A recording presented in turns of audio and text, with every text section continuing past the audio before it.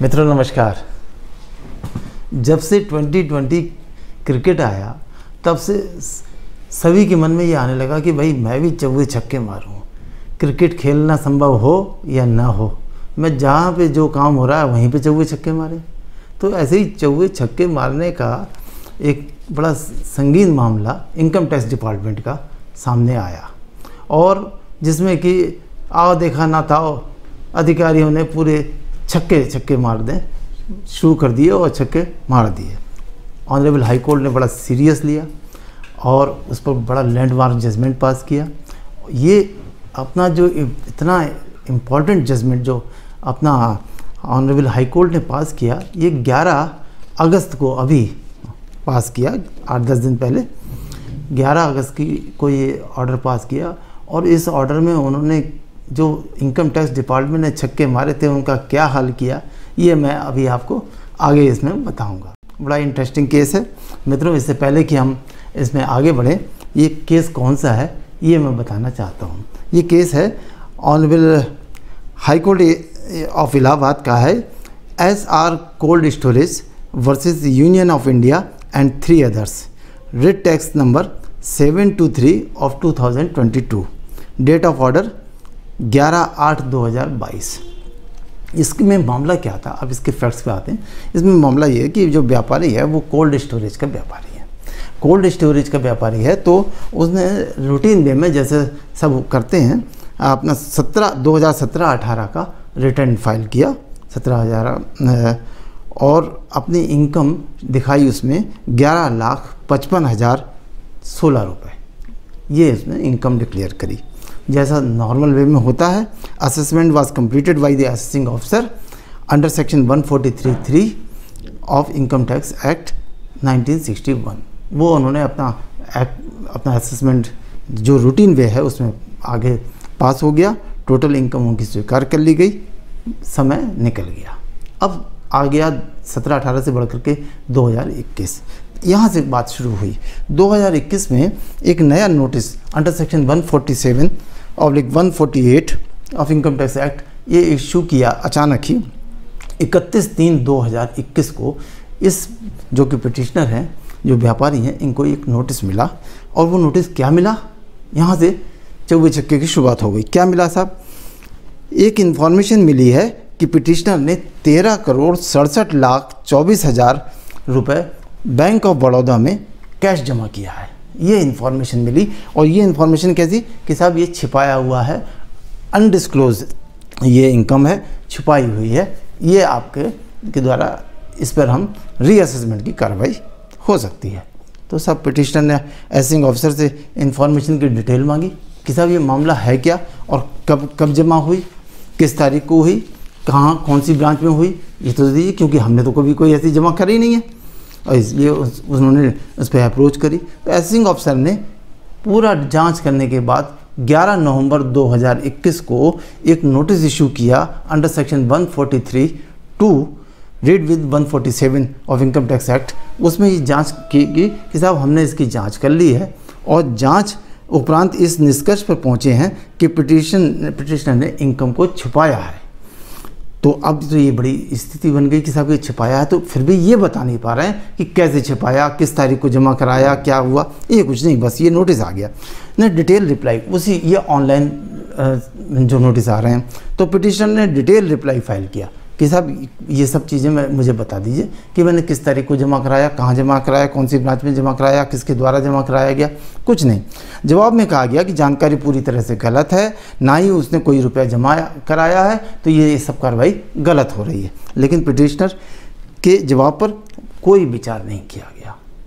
अब आप देखिए, मैं चौके छक्के की बात क्यों कह रहा हूँ, इसलिए कह रहा हूँ कि बिना किसी बात के, बिना किसी आधार के सब कुछ दिखलाया जा रहा है कि साहब जांच भी हो गई, ये भी हो गया, और वो भी कितना 13 करोड़ रुपए आपने जमा कराए हैं। इतना ही ह्यूज अमाउंट जमा कराया है। और उसके बारे में हमारे ये बताया नहीं जा रहा है कि कब जमा कराया, किसने जमा कराया, किस तारीख को जमा कराया, कौन सी ब्रांच से जमा कराया गया। अब कहा गया कि नेशनल फेसलेस असेसमेंट सेंटर नई दिल्ली द्वारा फाइनली एक नोटिस दिया गया 24 मार्च 2022, इसी साल 2022 को फाइनल शोकॉज नोटिस इशू कर दिया गया कि वाई एडिशन ऑफ 13,67,24,000 रुपये बी नॉट मेड। तो उन्होंने अब 24, आप समझ लीजिए कि 24 मार्च को ये नोटिस ऑनलाइन आया, तो पिटिशनर ने 25 तारीख को ही इमीडिएटली उसका रिप्लाई फाइल कर दिया। फिर वही बात कही कि साहब हमने इतना रिक्वेस्ट करी, हम इतना मांग रहे हैं कि ये सारे डाटा मिल जाए, हमने तो कोई रुपया जमा ही नहीं कराया। तो ये इस तरह से, लेकिन कोई असर नहीं हुआ। और अगले दिन जब ये इसका ऑनलाइन ये सब जवाब दे दिया, और साथ में एक रिक्वेस्ट और करी पिटिशनर ने कि साहब आप हमको एक बार फिजिकल हियरिंग का टाइम दे दीजिए, हम अपने सारे डॉक्यूमेंट्स लेकर के आ जाते हैं। अगर वो भी संभव ना हो तो वीडियो कॉन्फ्रेंसिंग कर लीजिए, हम वीडियो कॉन्फ्रेंसिंग पे ही अपनी सारी बात कह देंगे। कोई स्वीकार नहीं किया गया और सीधे सीधे से 31 तारीख को एक ऑर्डर पास कर दिया गया। पिटिशनर ने ये भी बता दिया आपने उसी रिप्लाई में कि उसने तो यूनियन बैंक ऑफ इंडिया में 3 करोड़ सॉरी भाई मिस्टेक गलत हो गया, 3,41,81,000 रुपया जो जमा कराया यूनियन बैंक में, और 24,000 रुपये जमा कराया SBI में। इसके अलावा उसने कोई नहीं किया है। तो जो फिगर उसने जमा कराई वो है 3,41,81,000 ये कैश जमा कराए थे। और यही 26A में डिस्प्ले भी हो रहा है, यही 26A में डिस्प्ले भी हो रहा है, तो उससे वेरीफाई भी हो रहा था। इसमें कोई बात नहीं है। बैंक ऑफ बड़ौदा में कोई रुपया जमा नहीं कराया गया। उसके द्वारा कब और किस तारीख को 13 करोड़ रुपए जमा कराए गए ये बताने में डिपार्टमेंट पूरी तरह से असमर्थ रहा।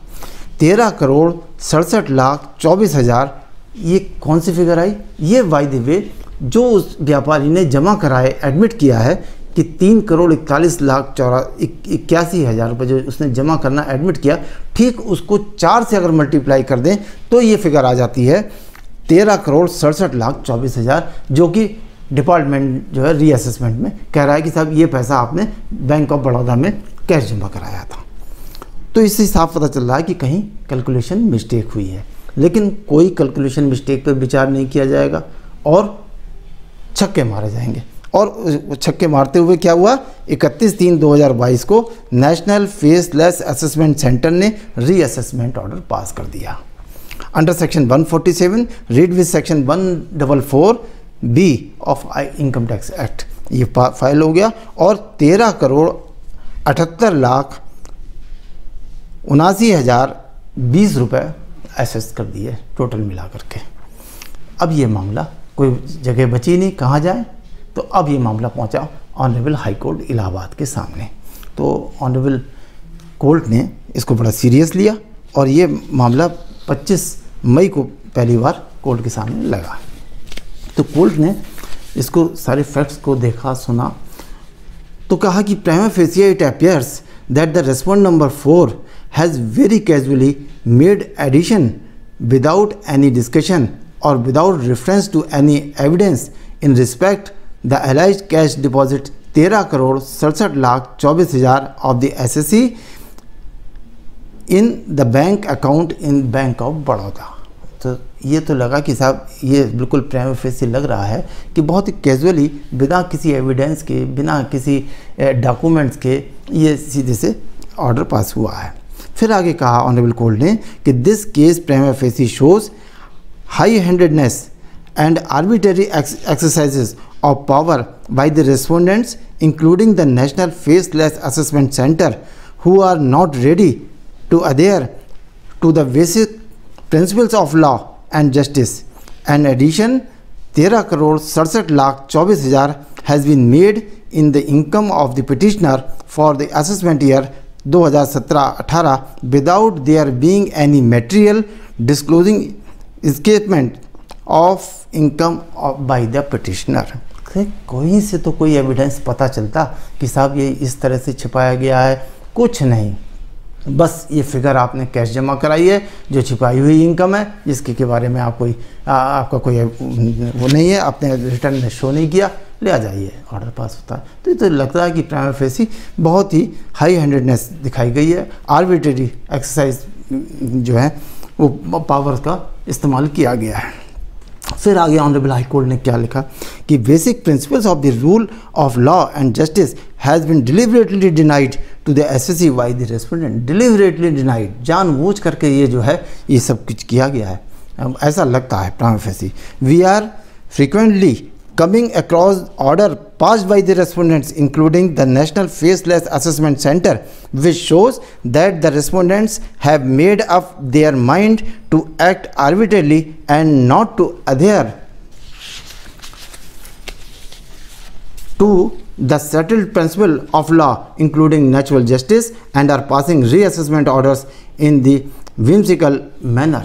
इतनी ज़्यादा मतलब हद को पार करते हुए ये सब कार्रवाई प्राइमा फेसी दिखाई पड़ रही है कि जिसका कि जो कोई बेस है ही नहीं, जिसका कि कोई एविडेंस नहीं है, बिना कोई डॉक्यूमेंट नहीं है, केवल हवा हवाई ये ऑर्डर्स, और वो भी बार बार उसके रिक्वेस्ट करने के बाद उनके द्वारा ये कहा गया कि मुझे एक अपॉर्चुनिटी दे दीजिए, वो अपॉर्चुनिटी दी जा रही है। जो वीडियो कॉन्फ्रेंसिंग की रिक्वेस्ट की गई वो भी रिजेक्ट कर दी गई। फिर ऑनरेबल हाई कोर्ट ने लिखा कि we direct the respondent to file a counter affidavit and show cause as to why the exemplary cost will not be imposed. तो एग्जाम्पलरी कॉस्ट क्यों ना लगा दी जाए। तो ये पहली हियरिंग हो गई ऑनरेबल हाई कोर्ट के द्वारा। अब उसमें कहा हाई कोर्ट के सख्त ऑब्जर्वेशन के बावजूद, अब आप देखिए कि जो चौवे छक्के की बात हो रही है, क्योंकि झूठ तो झूठ ही होता है, अब उसका आधार तो है ही नहीं, तो इतना सख्त ऑब्जर्वेशन लिया और हाई कोर्ट ने, उसके बाद जो काउंटर एफिडेविट मांगा तो उसमें क्या हुआ, एक छोटा सा एक काउंटर एफिडेविट फाइल कर दिया। हाई कोर्ट ने फिर से 10 दिन का टाइम दिया कि भाई आप बताइए, डिपार्टमेंट ने कोई पेन नहीं लिया, कोई एविडेंस पेश नहीं करी, पिटिशनर के फंडामेंटल राइट्स का उल्लंघन है। तब जाकर के जब देखा कि कोर्ट सख्त हो रहा है, तब 10 दिन का जो टाइम और दिया, अब जाकर के principal chief commissioner of income tax का एफिडेविट फाइल हुआ और उसमें कहा गया कि 13,67,24,000 की जो फिगर है वो इनसाइड पोर्टल ऑफ डिपार्टमेंट से आई है। ये जो फिगर आई है ये बनी है portal, inside portal of department ने ये फिगर दी है। अच्छा साहब, तो फिगर दी है तो उस फिगर के बारे में उसकी इन्वेस्टिगेशन भी तो होती है, कोई छोटी मोटी फिगर तो है नहीं। 13 करोड़ रुपए की है तो उसकी फिजिकल जांच होती, क्वारी होती, पुलिस को बुला करके पूछताछ होती, कुछ नहीं, क्योंकि पोर्टल से ये फिगर आ गई तो हो गया फाइनल। फिर 13,67,24,000 की जो फिगर पिटिशनर द्वारा जमा कराई गई धनराशि 3,41,81,000 की 4 गुना है। ये साफ पता चल रहा है। ये भी उन्होंने अपने काउंटर एफिडेविट में कहा कि ये जो फिगर आ रही है वो जो पिटिशनर ने कैश जमा कराई थी ठीक उसका 4 गुना है, जो कि रिपोर्टिंग और टेक्निकल गलती है। ये मान लिया कि टेक्निकल एक गलती है सभी की। फिर क्या बात कही, अब ये भी बड़ी इंपॉर्टेंट है, गौर करने वाली है। सभी ऑफिसर्स द्वारा डिपार्टमेंट के गुड फेथ में काम किया जाता है। और फिर आगे ये बताया कि department are bound by the information provided on the database portal of the department and it is not for them to question its authenticity and veracity. इसका मतलब यह है कि सब डिपार्टमेंट के अधिकारी को कोई उस डाटा से, जो वहाँ से पोर्टल से जो डाटा आता है, उस पर कोई क्वेश्चन करने का अधिकार नहीं रखते हैं। वो कोई अधिकार नहीं है उनको वो कि साहब कि वो उस पर क्वेश्चन करें। Otherwise in case they ignore this data they will be initiation of the revision action under section 263 of the act by the principal commissioner of income tax either on motion or based on the internal audit of the department। या तो अगर वो उसके against काम करते हैं, उस पर एक्शन लेते हैं, तो उनके खिलाफ ये एक्शन लिया जाता है principal commissioner of income tax के द्वारा। उनके क्वेश्चंस किए जाते हैं, ऑडिट में आता है। इन सब को इसकी वजह से जो वहाँ से फिगर आती है वो उसको एज इट इज़ ले लिया जाता है, जो ले लिए गई है, और अधिकारियों के खिलाफ अदरवाइज़ कार्रवाइयाँ हो जाती हैं। तो इन सब से बचने के लिए जो वहाँ से डाटा आता है वो हमने ले लिया। इस पर ऑनरेबल हाई कोर्ट ने ऑर्डर पास किया। क्या बड़ा इंपॉर्टेंट ये लिखा है, it is settled law that if a public functionary acts maliciously और oppressively and the exercise of power results in harassment and agony, then it is not an exercise of power but it is abuse. No law provides protection against it. इसके खिलाफ कोई भी law जो है वो इस तरह की उसको प्रोटेक्शन नहीं देता है। Harassment by public authorities is socially abhorrent and legally impermissible which causes more serious injury to society. समाज के लिए इस तरह की ये जो कार्रवाइयाँ हैं ये बहुत ही ज़्यादा हानिकारक, नुकसान पहुँचाने वाली कार्रवाइयाँ हैं। In modern society no authority can arrogate to itself the power to act in manner which is arbitrary. Finally साहब इतनी नाराज़गी व्यक्त करने के बाद ऑनरेबल हाई कोर्ट ने फाइनली क्या कहा कि it is evident that the respondents have acted arbitrarily without jurisdiction in breach of principles of natural justice and abuse the power conferred under the act 1961 and thus created a huge demand of income tax of 16 crore 90 lakhs 61,731. We have also found that the reassessment proceedings were without jurisdiction. The information on the basis of which the reassessment proceedings were initiated against the petitioner has been admitted by the respondent to be incorrect, despite every effort made by the petitioner and the evidences filed it to establish that there has been no encapment of the income to the tax, and information on the basis of which reassessment proceedings have been initiated is unfounded. Respondents have not even looked into the reply and evidences filed by the petitioner, and even his request for personal hearing through video conferencing was denied. Only a day time was granted to the petitioner to submit reply to the show cause notice in reassessment proceedings, which the petitioner submitted within time, and yet his request for hearing through video conferencing was declined by the respondent number 4. This shows a complete failure to the observance of rule of law on the part of respondents. A huge demand rupees 16 crore 90 lakh 61,731 has been created by the respondents against the petitioner on totally non-existent and baseless ground, and that too without any fault of breach by the petitioner. एक दिन का time नहीं दिया गया, video conferencing का time के लिए मना कर दिया गया, और इतनी बड़ी अमाउंट की पेनल्टी और असेसमेंट ये सब कर दिया गया। तो इस पर बहुत कठोर शब्दों का इस्तेमाल किया गया ऑनरेबल हाई कोर्ट के द्वारा, और अपना व्यू दिया गया, नाराज़गी व्यक्त की गई। लेकिन अब इसमें फाइनली जो इसको क्लोज किया गया, इन view of the detail finding recorded by the foregoing paragraphs of the judgment and our conclusion that the respondent have acted arbitrarily, illegally, without jurisdiction, caused harassment to the petitioner and abused power conferred under the Act 1961, which resulted in creation of illegal demand of income tax of rupees 16 crore 90 lakh 61,731, we find it a fit case to impose cost of rupees 50 lakh upon the respondents। 50 lakh रुपए की cost, एक मतलब एक ऐतिहासिक जुर्माना है जिसको कहते हैं कि इतना बड़ा जुर्माना मैं नहीं समझता कि कभी कोर्ट ने लगाया होगा। इनकम टैक्स डिपार्टमेंट पे 50 लाख रुपए की जो है कॉस्ट लगाई upon the respondents, which shall be deposited by the respondents in the prime minister national relief fund with in 3 weeks from today. ये ऑर्डर पास किया गया, अपनी नाराज़गी व्यक्त की गई, 50 लाख रुपए की कॉस्ट डिपार्टमेंट पर लगाई और कहा गया कि इस तरह का ये जो चौहे छक्के फेंके गए थे बिना एविडेंस के, ये बिल्कुल गलत है।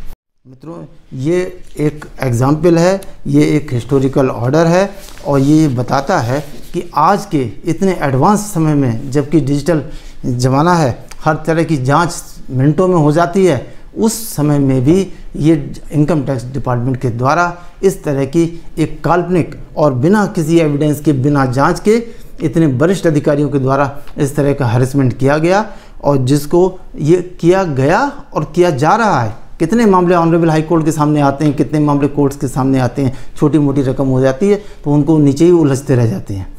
तो मित्रों, आज आप ये सुन करके और इसको देख करके ये बताइए कि आज का ये वीडियो आपको कैसा लगा, और आपके अपने कमेंट्स कीजिए कमेंट्स बॉक्स में। नमस्कार।